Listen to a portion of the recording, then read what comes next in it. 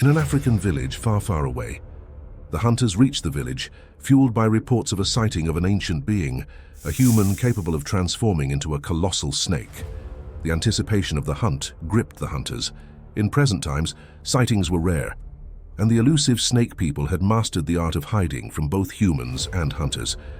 It was moments like these that the hunters now lived for. Cabo, their leader, approached the village chief requesting an audience with the young man who had spotted the serpent. "The young man has taken ill," the chief explained, "and we are at a loss as to what ails him. He is in here."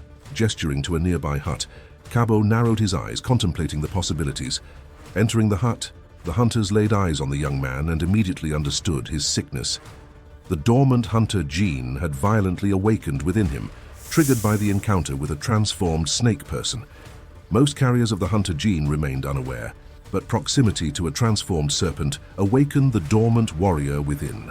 Nala, the healer, requested everyone to leave the room. Screams and chants echoed from inside, mingling with the scent of incense that filled the night air.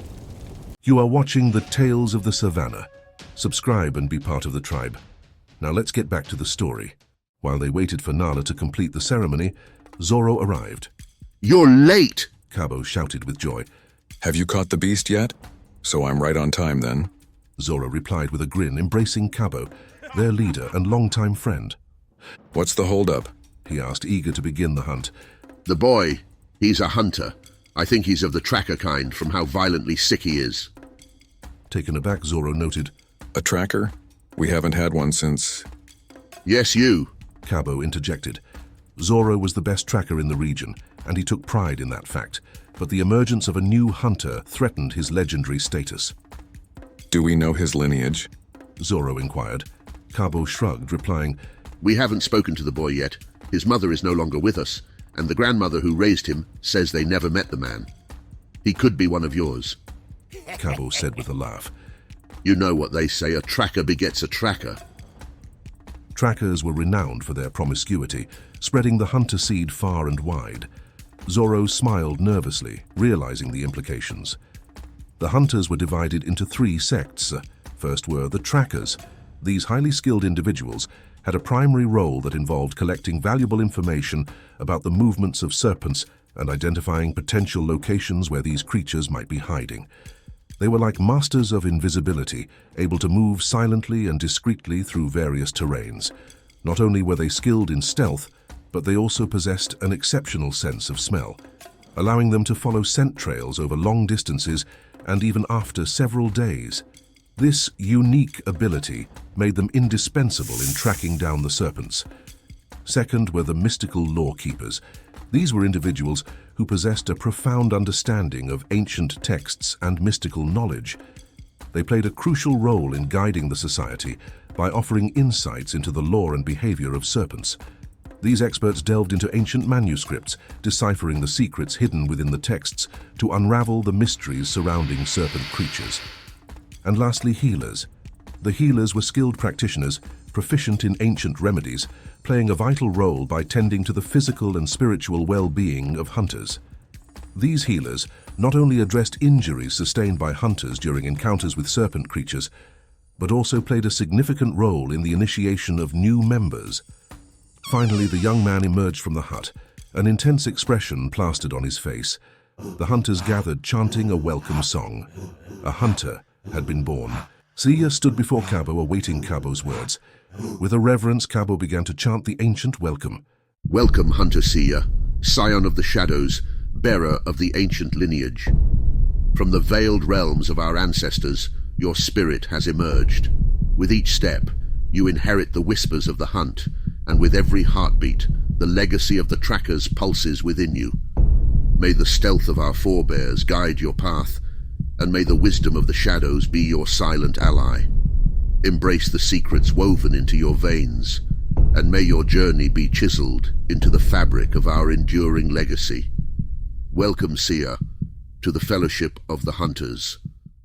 The hunters unleashed a resounding warrior cry, a collective roar that echoed through the trees and reverberated in the night.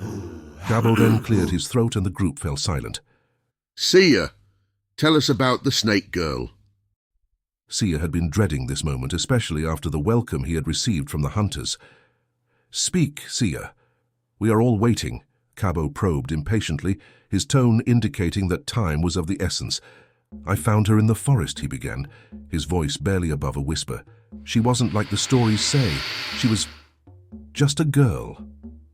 Murmurs of disbelief rustled through the hunters, their expressions a mix of shock and curiosity. Sia looked at Nala as if asking for permission to continue. Nala nodded, her expression solemn but supportive. "After that day we met several times and fell in love." A gasp involuntarily came from the group. This was unheard of. A snake girl and a hunter together felt like a sin. Zoro's face was unreadable, a storm brewing in his eyes. "And then?" he prompted, a hint of impatience in his voice. "And one day I had gone to see her at our usual spot, and a black panther was about to attack me. She saved me." "A snake girl," Zoro echoed, his disbelief. "You do know what we hunt, right?" Sia nodded, his gaze distant. "I know, and yet she was different. It was love beyond reason." Cabo interjected, his disbelief apparent. "Son, the fear must have clouded your memory, but try to remember the truth, that she tried to attack you and take your life." Sia fell silent, not knowing how to respond. His memories were clear, yet the disbelief and suspicion from the group made him question his own experiences. The group exchanged uneasy glances, the revelation unsettling the very foundation of their beliefs. Hunters and serpent people, enemies by nature, united by love. It was unheard of. "Maybe he can show us where he last saw the serpent," Nala interjected, saving Sia from further interrogation. Her suggestion was a lifeline, a way to move forward without forcing Sia to convince them of his tale. Cabo, after a moment's consideration, nodded. "Very well. Lead the way, Sia." As they reached the clearing, Sia stopped, his body convulsing with sudden spasms. Nala was at his side in an instant, her healer's hands glowing with a soft light, as she whispered ancient, soothing words. Zoro, his expression hardening, spoke. "The scent is strong here," he noted, his experienced nose detecting the lingering presence of the snake girl. "It weakens as you move away. She must have reverted to her human form immediately afterward." The scent that had overpowered Sia, a newcomer to their ranks, barely stirred Zoro, a seasoned hunter. Yet, it was clear the connection between Sia and the snake girl was something beyond their understanding. Cabo spoke, his voice firm and authoritative. "Very well then. The hunt is officially on. We move at dawn," he declared, signaling an end to the night's revelations. With that, he led them back to the village. As the hunters prepared their camp for the night, Zoro, leaning against a weathered post, watched Nala as she sorted through her medicinal herbs. "Still playing with leaves, Nala?" Zoro teased, his voice carrying a note of the old familiarity. Nala looked up, her gaze steady. "Some of us take our responsibilities seriously, Zoro. Or have you forgotten what that feels like?" Zoro chuckled, stepping closer. "I remember quite a bit, Nala. Maybe too much for my own good." The air between them crackled, a silent acknowledgement of their past. Cabo approached, sensing the tension. "We have bigger things to focus on, Zoro. Please, no drama this time." Zoro nodded, turning his attention to Cabo, but not before casting a lingering glance at Nala. Later, around the campfire, as the flames danced and crackled, the mystical lore-keeper, Themba, had been unusually quiet, his attention absorbed by the ancient texts that lay sprawled out in front of him. "Found anything useful in there?" Zoro asked, his curiosity piqued. Themba looked up, his eyes reflecting concern. These texts do not speak of a love relationship between hunters and the snake people.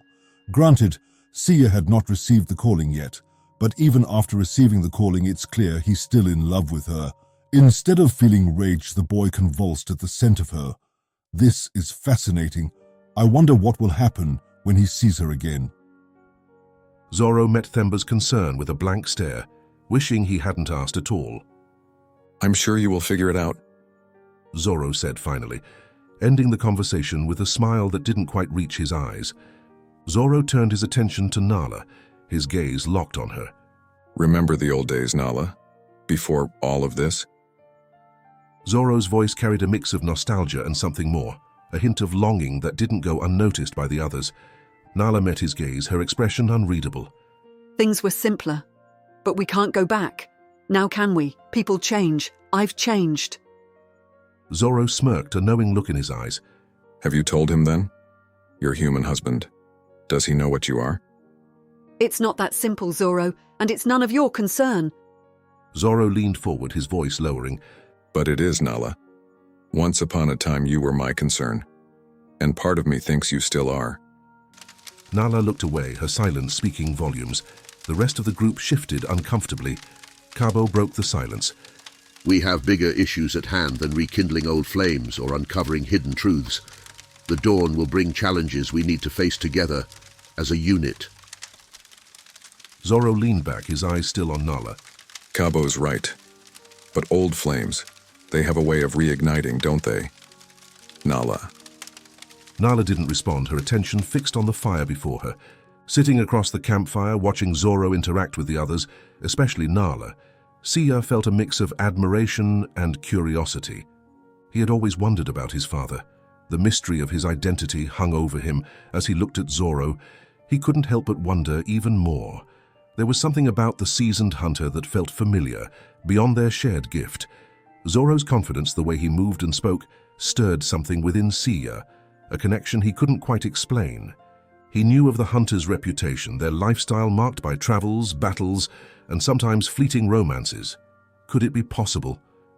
Sia's mother had been tight-lipped about his father, only mentioning that he was a hunter of great skill and courage. She spoke of him with a mix of respect and sadness, a love lost but never forgotten. Sia grew up on these stories, imagining his father as a hero, a protector of the innocent. And now, looking at Zoro, he couldn't help but wonder if the tales he had been fed were not just stories, but fragments of his own legacy. At dawn, the hunters prepared for the day ahead. Kabo, their leader, gathered them with a sense of purpose. Remember, we're not just hunters on this journey. We're protectors of the people, as our forefathers were before us. He said, his voice strong and clear in the cold morning air. The group nodded, each feeling the weight of their duty. United by their mission, they set out, leaving the village behind as they followed the mysterious scent. When they arrived at a river in a fishing village, Zoro announced that the scent continued into the water, and there were several trails. I can smell 3 strong ones, but with all this fish smell, there could be more, he said, concern evident in his voice. I've heard whispers of an island called Snake Island, Zoro added. Kabo confirmed. I've heard them too. Zoro chuckled. Snake Island sounds too obvious, doesn't it? Themba, almost impressed, added, hiding right in front of us, I am fascinated by the audacity. But we can't just go there. Not yet, we would need a whole army. Kabo said. If this is what we think it is, we can't just rush in. We would need to call upon the Council of Elders. They'll want proof. Nala pointed out, her voice laced with concern. Zoro, ever the action-seeker, suggested, I could scout it out, maybe take the boy with me to show him the ropes. Giving Sia a nod of encouragement. No, Kabo said firmly, lost in thought. 3 is too many for one hunter and a newbie. We can't risk it. My gut tells me there's more to this Snake Island. We wait. We call upon the Council, and when the Brotherhood comes together, then we can make our move. The safety of this group is my responsibility. It's a no, Zoro. His tone left no room for argument. As the hunters turned their backs to the river, a silent observer emerged from the murky depths, with eyes sharp and vigilant, tracking every move of the departing group. This was no ordinary onlooker, but a mermaid scout, a friend of the very snake people they sought. With swift, undetectable movements, the scout submerged once again, vanishing into the river's embrace. Queen Asa, ruler of the snake people and guardian of their secrets, awaited in the heart of Snake Island. Queen Asa, strangers have come, hunters of old, tracing your kind's scent to the river's edge, but their intent remains unclear. Queen Asa, with a menacing smile, declared, Good, let them come. We are here, and we are ready. A few months later, the hunters were back. Holding an ancient sword of the snake people, Kabo declared, This is undeniable proof. Summon the council members. He instructed Themba, his eyes never leaving the artifact. Kabo then turned his attention to the man standing before him, the one who had provided the sword. How much for this relic? He inquired, his tone casual yet sharp. Nala leaned in, whispering to Kabo. He's a hunter of the healer kind. Kabo's eyebrow raised in surprise and interest. My dear brother, He began, sitting down to signal a longer conversation. "Please, tell me the story of how you came upon this sword," he said, eager to hear the tale. This man was Olu, the only human to ever survive Snake Island and live to tell the tale. And that, my dear tribe members, is the end of yet another tale in our Snake Island series. If you're curious about how this mysterious hunter came into possession of an ancient sword from the Snake people, don't miss our story titled How to Survive Snake Queen Island. Plus, explore many more videos in this series to uncover the secrets and adventures that await. Now for the lesson of the day, the African proverb that comes to mind is, "Cross the river in a crowd and the crocodile won't eat you." This proverb highlights the strength found in unity and working together. Cabo, understanding this, chose to summon the council and harness the collective might of the hunters. In our lives, it's often prudent to seek assistance or advice. Decisions don't always need to be made quickly or without thought. And as always, thank you for watching our story, and we hope you enjoyed it. What lessons did you draw from this story? Share your thoughts with us in the comments below. Don't forget to subscribe and be part of the tribe. Thank you for watching The Tales of the Savannah. We will see you next time in the Savannah.